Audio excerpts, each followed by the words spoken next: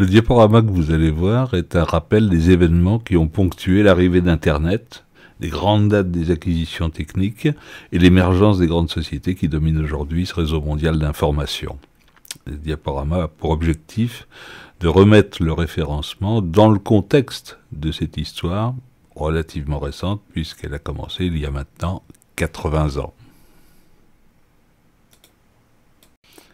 Si la date de 1942 a été choisie, c'est pas seulement pour faire un compte rond et faire 80 ans jusqu'à 2022, mais aussi parce que 1942, on est en plein dans la Seconde Guerre mondiale et c'est la création du premier ordinateur. Oui, si le 19e siècle a été marqué par des révolutions liées à la puissance de la vapeur, l'usage du charbon, l'électricité, puis l'usage du pétrole, cette seconde partie du XXe siècle est marquée par l'apparition du personal computer, de l'ordinateur personnel, et 10 ans plus tard de la mise en réseau de tous ces ordinateurs. On peut distinguer 4 grandes phases dans cette seconde partie du XXe siècle. La première est militaire, parce qu'en fait à la Seconde Guerre mondiale succède la guerre froide. Pendant une vingtaine d'années après la guerre, entre 50 et 70, c'est le département de la défense, c'est-à-dire l'armée américaine, qui finance des recherches et les confie à de jeunes et brillants universitaires.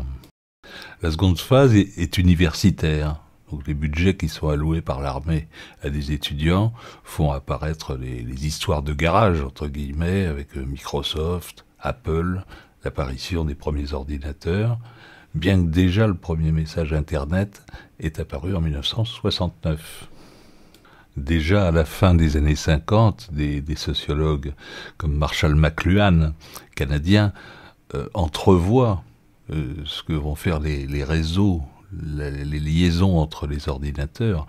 Marshall McLuhan parle de village planétaire, utilise pour la première fois le mot surfer sur le réseau, et il faudra quand même attendre 1991 avec Tim Berners-Lee pour voir apparaître le premier site web. La troisième phase que l'on peut distinguer dans cette seconde partie du XXe siècle, c'est la naissance des grands empires industriels qui se fondent sur l'existence de l'ordinateur personnel et de leur mise en réseau. Ce sont ces sociétés qu'on appelle aujourd'hui les GAFAM, c'est-à-dire Google, Amazon, Facebook, Apple et Microsoft. La quatrième phase, de 2000 à 2020, c'est l'ère des produits dérivés sur la base d'un nouveau support qui est le téléphone mobile. C'est l'apparition de millions d'applications qu'on peut utiliser sur mobile, parmi lesquelles se distinguent Facebook, Twitter, Snapchat, YouTube.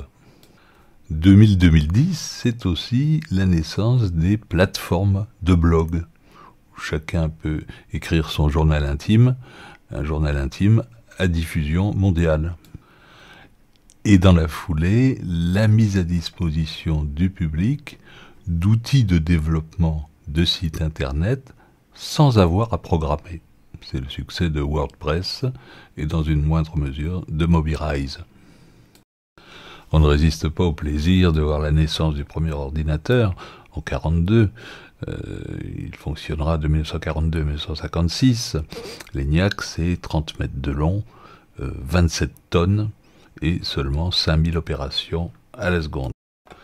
Sur cet écorché de l'ENIAC, on voit dans la partie haute de l'image qu'il utilise des lampes. Chaque lampe, c'est un transistor. Le transistor a été créé en 1947, l'ENIAC ne l'utilise pas encore. En 50 ans, entre 47 et 97, on est passé à 1 600 000 transistors par centimètre carré. Sur cette autre image, on voit les opérations de programmation et de maintenance, sachant que l'ENIAC ne pouvait pas fonctionner plus de 2 jours d'affilée, parce qu'il fallait changer les lampes, griller, reprogrammer, etc., etc. 80 ans plus tard, en 2022, voici le Frontier, ordinateur américain, qui a la particularité de réaliser 1 milliard, 2 milliards d'opérations par seconde.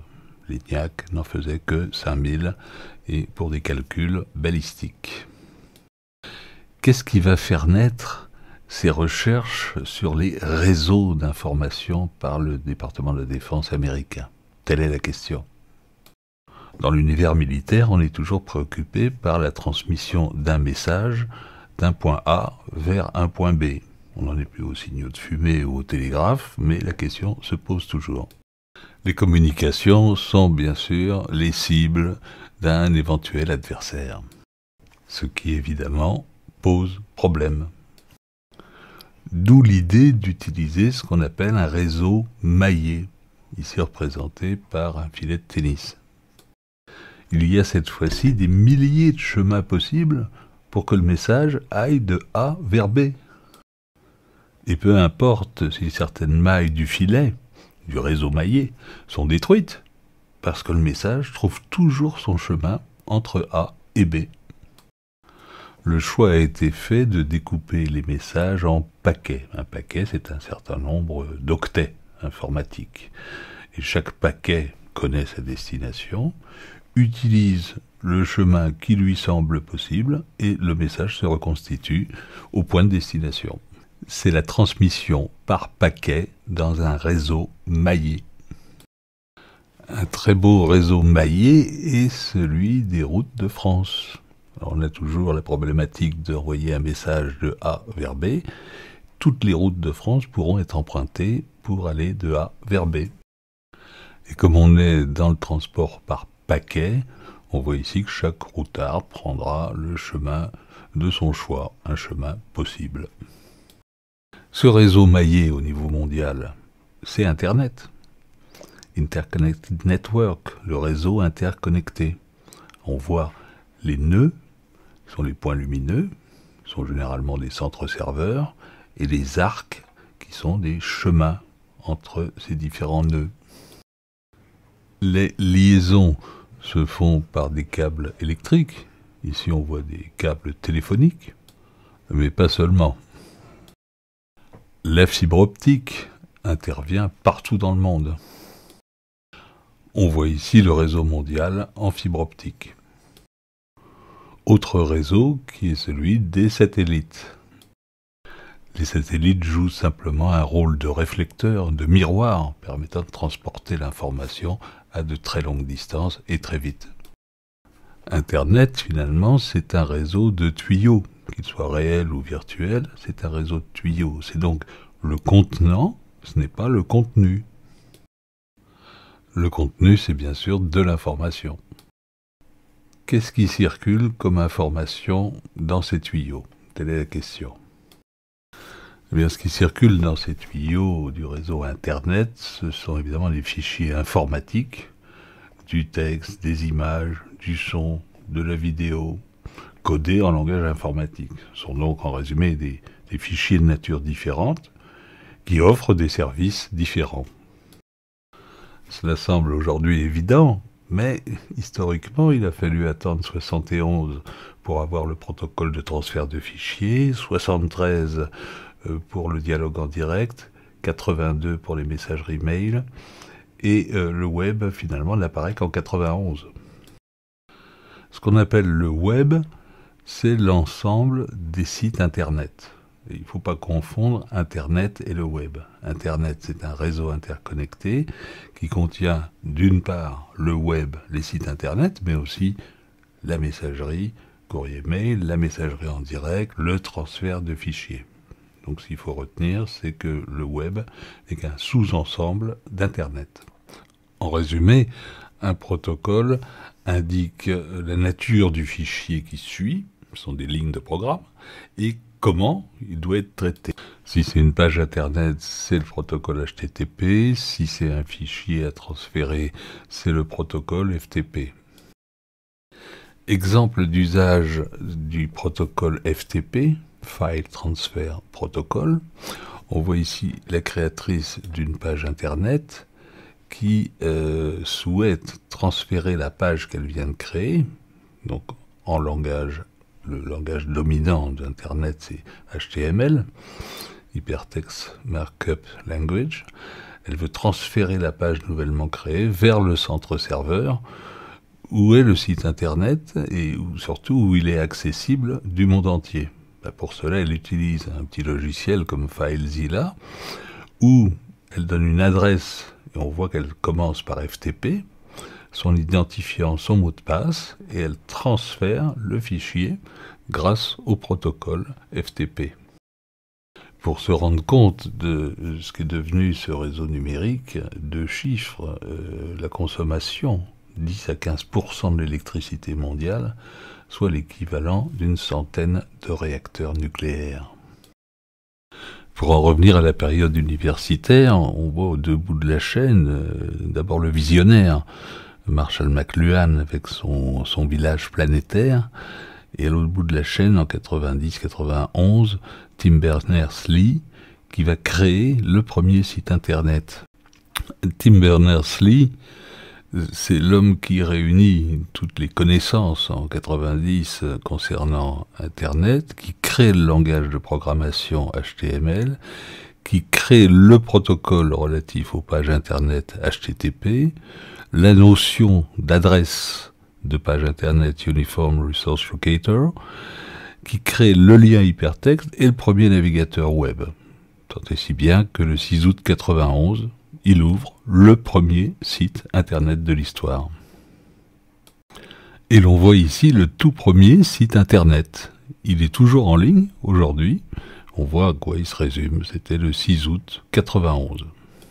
L'idée d'hyperlien est au cœur d'Internet. On le retrouve dans le livre dont vous êtes le héros, où au terme de chaque paragraphe, le lecteur a un choix pour aller vers un autre paragraphe. Autre exemple d'hyperlien, très bien connu, c'est la table des matières, où ici à chaque chapitre est associé un numéro de page vers lequel se rendre. Toujours cette idée de saut vers un autre endroit. Un exemple d'hyperlien avec des pages qui existent réellement, on voit sur la partie gauche des mots de couleur, voire panier bio. On sait que c'est un lien, culturellement on l'apprend, et quand on clique dessus, on saute vers une autre page. C'est la notion d'hyperlien. Aujourd'hui on dit lien tout simplement. Alors un lien vers quoi? Vers une page internet bien sûr, mais pas seulement. Ça peut être directement une photo, un fichier audio, de la musique, un fichier vidéo, et même la composition d'un numéro de téléphone ou d'un SMS.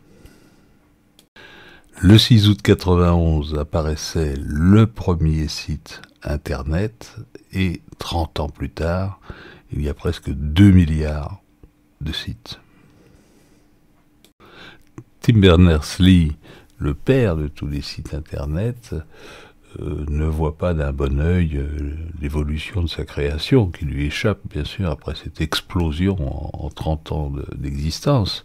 Et lui parle de dégoogliser le web, c'est-à-dire qu'il lutte contre l'hégémonie de Google sur le web. Voilà, sur cette image, on voit Tim Berners-Lee qui est littéralement encerclé par les géants du numérique que sont les GAFAM. Voilà donc les 5 grands du numérique, les GAFAM, et je vous reprends un peu plus tard.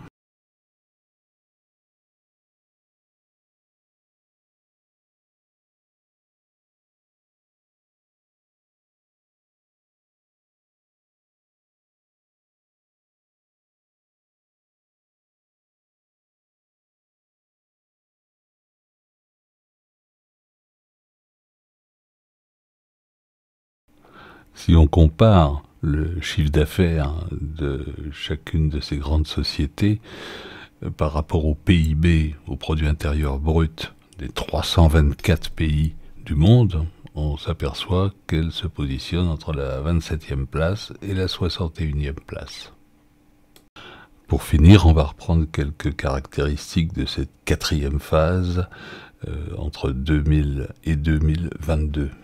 Puisque je vous propose une formation au référencement, j'insiste sur l'importance de Google, qui est le moteur de recherche dominant, pour ne pas dire unique, Google, c'est aussi YouTube, c'est Gmail, c'est Google Maps, c'est l'invité incontournable.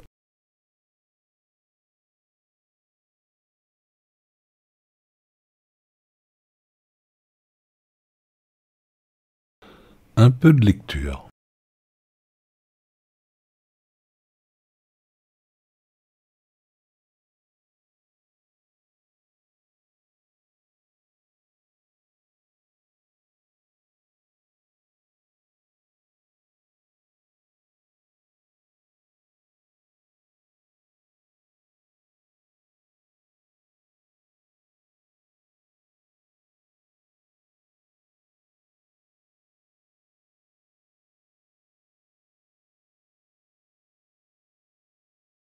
Un commentaire sur les 10 dernières années. 1,930 milliard de sites internet à ce jour. Et comme chaque site comporte plusieurs pages, c'est 17 milliards de pages internet que Google consulte quotidiennement et note. Et qu'est-ce que Google apprécie le plus, vu l'ampleur de la tâche? C'est que le créatrice ou le créateur de site lui fasse gagner du temps.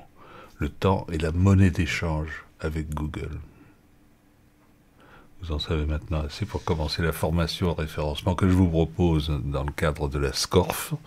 Je pense que ce détour historique n'était pas superflu. Il vous reste simplement à me joindre. À bientôt.